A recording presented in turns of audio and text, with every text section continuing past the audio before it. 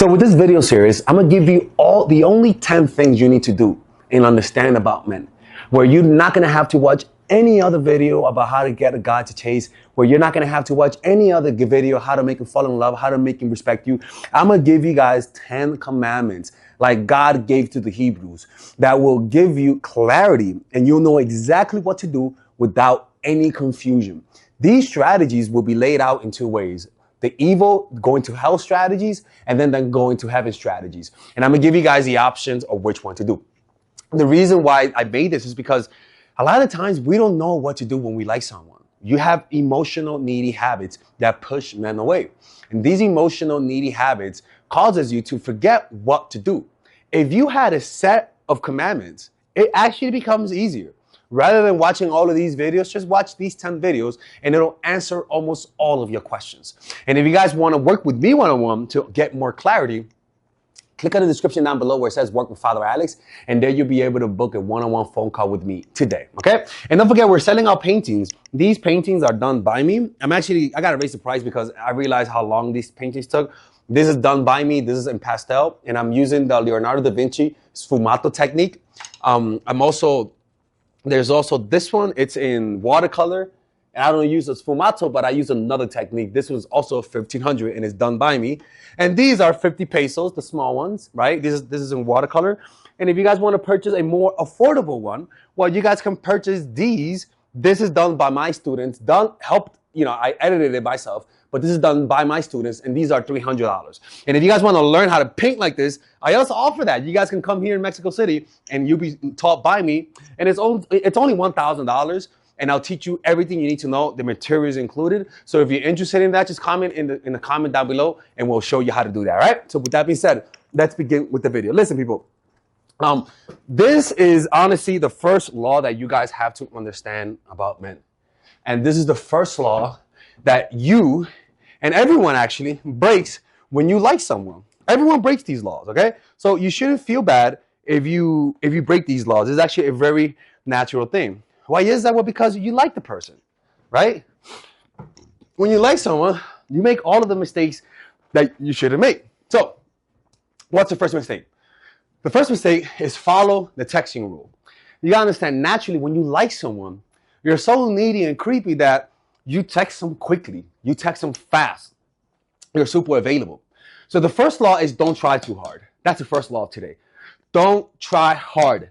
I am telling you, your most natural, attractive self manifests itself in a state of relaxation where you're not self-conscious, right?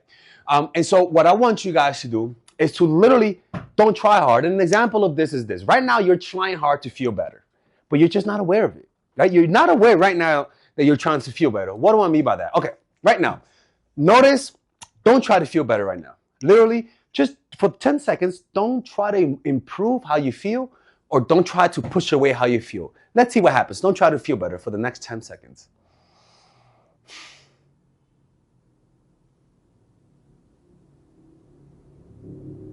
What you'll notice, that wasn't 10 seconds. Shut up. What you notice is that you're actually relaxed. There's tension inside of you that you're not aware of. This happens also with dating, where you're so anxious to get their validation. You feel such a deep desire to get someone's validation that you're not aware that you're trying to. It becomes an actual permanent state of mind, and this naturally makes you look less attractive to people. So the first law is don't try. So you do that first of all before we begin, this is the going to hell section. So if you're planning on going to hell, then you could do what this part says.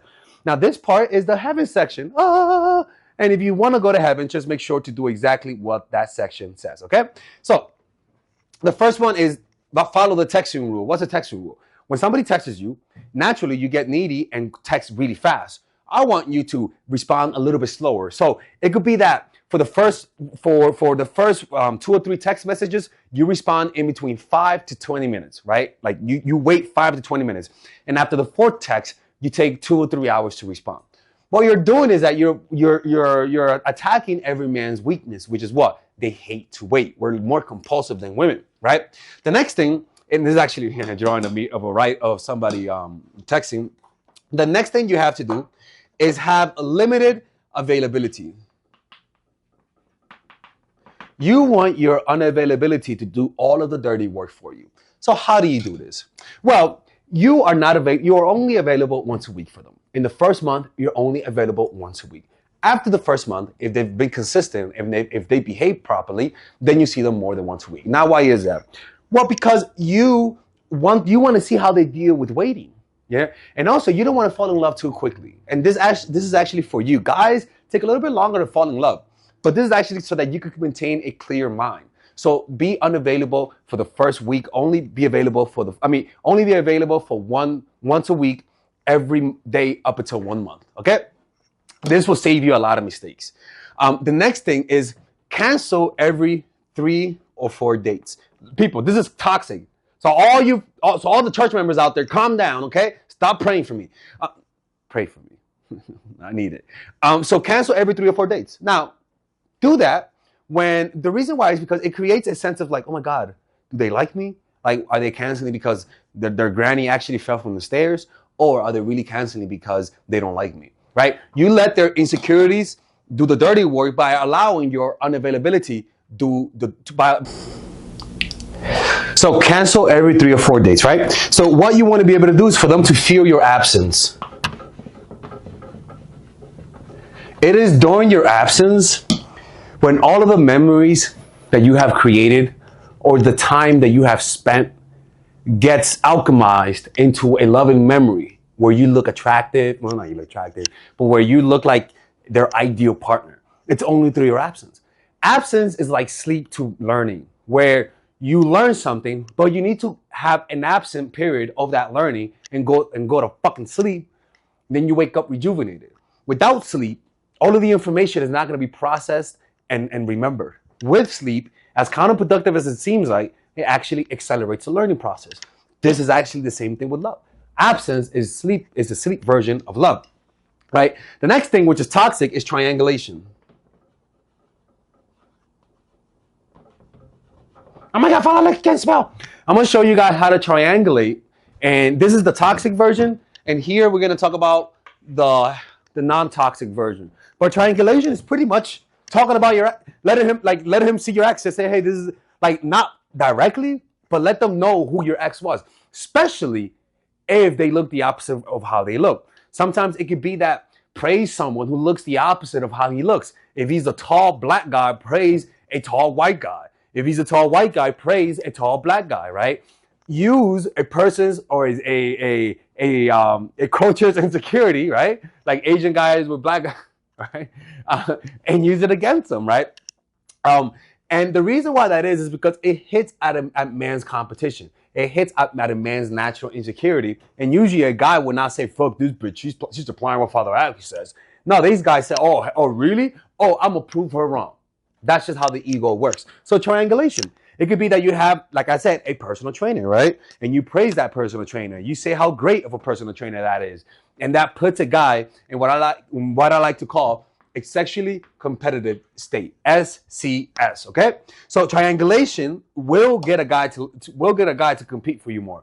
It will get a guy insecure enough to be more romantic, because remember, romanticism is a reaction to insecurities, right? So don't be afraid to admire a celebrity that looks the total opposite of how he looks.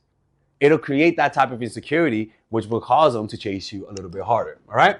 So that's the first law. Now let's talk about let's go to the going to hell, the non-going to hell section. Okay. This is for all the saints here, and this is for everyone who is gonna not go to hell with these strategies. Okay.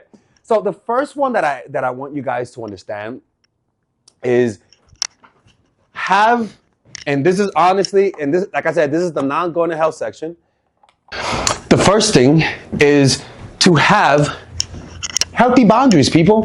Have boundaries. Now, this is not the same as manipulation, right?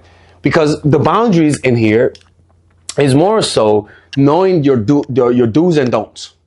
You don't have to consciously try to manipulate someone. All you have to do is know the things that you're willing and not willing to accept.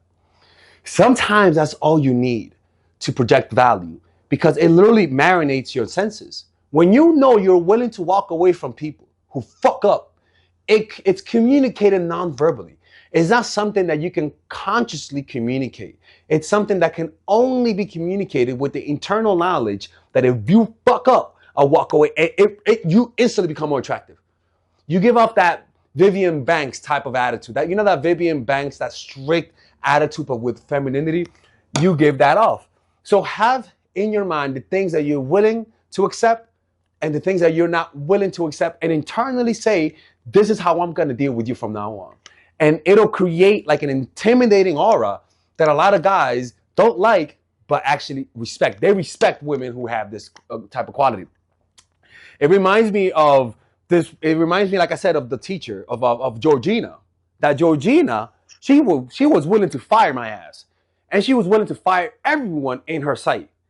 And because of that strict energy of her, it almost like people really wanted to win her over. People really wanted to impress her because of just how of that emotional coldness. And you gotta understand, having boundaries creates a certain level of distance, like an emotional distance. And this is why they say it's better to be feared than respected. You're first creating fear. You're first creating an intimidating aura. That's what we're first doing. It's not about making them like you. It's about making them respect you. So look for moments when they do some bullshit, and don't be shy to show your fangs. They will respect you for it, right? And it makes it more difficult on them. They know that they have to come to you with a little bit more respect, with a little bit more air, with gifts, with humbleness, with a show of commitment, right? And the guys that don't do that, well, guess what? You have boundaries. Get them the fuck out. The fuck out, right? The next thing is understand that you don't know them yet. You're getting to know them. We got to remember, most people just show you the positive sides. You want to look for the negative sides, the sides that they're hiding from you. So don't get too invested in the beginning. Stop fantasizing how great this person is. Stop fantasizing how, oh my God, he said he's a doctor too. I want to be a doctor too. We're going to be a great doctor couple. Relax, all right? Put those creepy fantasies down. What this does is that it stops you a little bit, because most of the needy, creepy habits that causes you to try hard is because you think you finally found the one. And it causes you to overreact to little slights, overreact to little pulling away on their part. And you can't do that type of stuff, right? You gotta have that calmness. And usually that calmness happens when you have a realistic appraisal of who he is, meaning you don't know them yet. You don't know their toxic side. Why are you fantasizing how amazing this person is? This is just gonna make it so easy on them. Right? Make it difficult. In your mind, say, I don't know this person. Where are the red flags? And if you look too perfect, where are the red flags actually? Where are the red flags? There's no way you're perfect. In fact, if I see some red flags, that's better than not seeing red flags. I can promise you, no one is that perfect. So don't buy to the impression you get in the first month. Don't buy into it. Don't buy into it. Allow yourself to wait a little bit longer before coming into a conclusion, right? Next thing is, don't have sex too early. Test. And all right, it goes against, remember, it goes against what I say a lot, but this is the heaven section. Y'all can't be fornicating. No sex. Why? What that does is that it proves to you, one, how does he date? You can sense when a guy really wants something really quickly, right? And you're also testing his patience. But above all, you're also saying that you have higher standards. As a guy that has, sex with women a little early, the women that make me wait a little bit longer, yeah, it's kind of annoying, but I respect them more. But careful. Make a guy wait too long. We're like, all right, fuck this. I'm not kidding, right? But actually, that's a filtering system, right? It depends, right? If you don't want a guy that is willing to bang you too quickly, then that's totally fine. That is a thing. But you also have to realize that some good guys, you know what I mean? Because it's kind of like, it's not about the waiting part. It's just the economy. Y'all can't be going on 7 dates with no poom poom, right? Like, I'm just gonna be honest with you. God understands that, but there's a level of, I would wait after the 3rd or 4th date, right? But don't go too far into the 8th date. It's wild as shit, right? His friends will tell you to go his friends will tell him to, yo, fuck this chick, man. Not like that, but fuck it, like kick her out, right?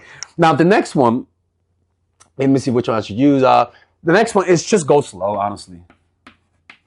Just go slow. Don't allow them to make you commit too quick. I get too many phone calls from women that say that they got into a relationship the first week. That's how you show that you're also desperate, right? So just go slow on these motherfuckers. Let them see that you have patience, right? Let them see, that's a nice turtle. Let them see that you're not in a rush. What that communicates to them is that, one, you're less needed than them, but also it makes them feel subconscious, right? Guys feel subconscious whenever you communicate to them that you have more patience than them.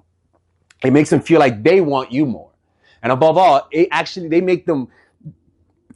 respect you more, because they say, if you treat me like this, then you treat like other guys like this, and I like that, right?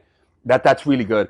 And what this does is that going slow isn't just going slow in sex. Going slow into a relationship, going slow into meeting your friends, going slow into meeting your family, going slow into meeting your evil granny, going slow in every aspect will always allow you to go faster when it comes to them to fall in love with you.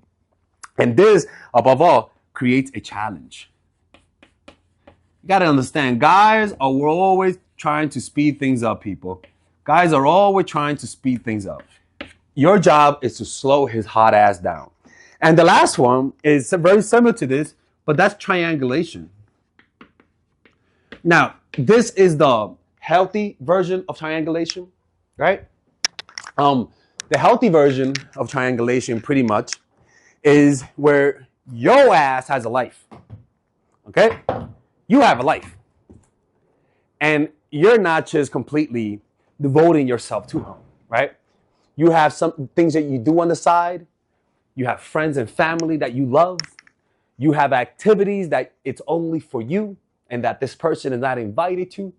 You have things that you reserve to yourself. And it causes a guy to compete for that spot. A guy will feel that you're not his all. Doesn't mean that you don't love him, but that you have other things that make you happy. By a guy seeing that you have other ways to feel good, it makes him realize that he hasn't completely monopolized your attention. Guys are wired to want to monopolize. Guys are wired to want to keep things completely to themselves. And this strategy allows you to create some form of competition without having to bring in Tyrone, the personal trainer. It allows you to make him feel that other things have your heart so that he can then compete to completely monopolize it. And this manifests itself in romanticism. This manifests itself in him trying to impress you. And that's exactly what you want. Because like I said, romanticism happens when a man feels insecure. Romanticism is only there when they're trying to impress you. And this is what you want to be able to do, right? And honestly, this for me is a very important video, because it's the number one thing that I get from my clients. Like, you guys try too hard when you like the person. You try too hard. You don't make it a challenge for the guy. And that's problematic. You have to be a challenge. This is literally the difference between when you like a guy and they don't like you back, versus when you like the guy and they like, you're not that fucking shit, right? You like them, they don't like you back. You don't like them, they like you back. Simply because you're just easier. You're more of a challenge, right? You actually cancel dates more when you don't like the guy. You actually take a little bit longer when you're like lukewarm, right? You have limited availability, right? You actually follow the texting rules that I talk about. And it's highly important that you're able to do that, right? You actually cancel more often. You actually let your absence do the dirty work for you. You have natural triangulation. They can sense other dudes in your life. They can sense that you have other priorities that's not them. Do this by just having goals, man. Being motivated, developing that masculine energy, right? Where you're not passive, where you're not letting life come to you. Too many women nowadays are just, they're looking for love, and there's nothing wrong with that. But because they're prioritizing a relationship, people can sense that and just use that as a way to bait you into chasing, to bait you into committing mistakes, you know? So just have life goals. Develop that masculine energy to allow you to become more motivated, to allow you to become more ambitious. And usually that masculine energy is suppressed in you. Usually women are told to be more passive, to make it easy on the guy, to be nice little princesses. And that usually works, yeah, sure. But the problem is that it causes a woman to just like prioritize a guy too much. And for some guy, that becomes a power trip. And they end up taking advantage of that to develop more goals, have skills that you want to learn, have activities that you do on a daily basis and that you continually improve upon. And this will make you more addicted to that activity. This will make you want to get better at it. And this will create almost like a line and say, hey, look, this is what I prioritize, and you can't take that away from me. And a guy will actually try to make you fall in love, make you forget about those habits, forget about your goals, so that you can focus exclusively on them. And that becomes their lifelong challenge, right? Now, you gotta be careful, right? I prefer to go the healthy way, the non-going to hell way, because it even if it allows you to filter out negative guys, but the toxic way that I taught you works more, but it has a less filtering system. So more negative guys will go through, and it'll be more difficult. Even if it looks like you're making progress, it actually sometimes regresses you because you end up dating people that are just not good for you. The worst thing in the world is staying with someone long enough who's toxic, because it turns you into something you never wanted to be. You know, you could turn really needy and creepy, and then you're telling people you watch my channel. Anyways, if you guys enjoyed this video, click on the description down below and hit the like button. If you guys want to purchase it, there's actually a course for this. It's called The Feminine Woman. It literally teaches you how to develop this masculine trait of being more ambitious, of making it more difficult, of having a life outside of a relationship. It's more like a balancing course, a way to balance your feminine and masculine energy. And too many women are too in either direction. They're either too feminine or too masculine, right? You got to have that healthy balance. And that course teaches you guys how to do that. You can purchase that course in the description down below, and there you'll be able to greet me in that course, and I'll teach you guys how to do this, okay? A lot of women have seen a lot of results from this, so don't underestimate my courses, people. I do deliver. And if you don't like it, 30-day money back guarantee. I promise I won't close the channel. Take care.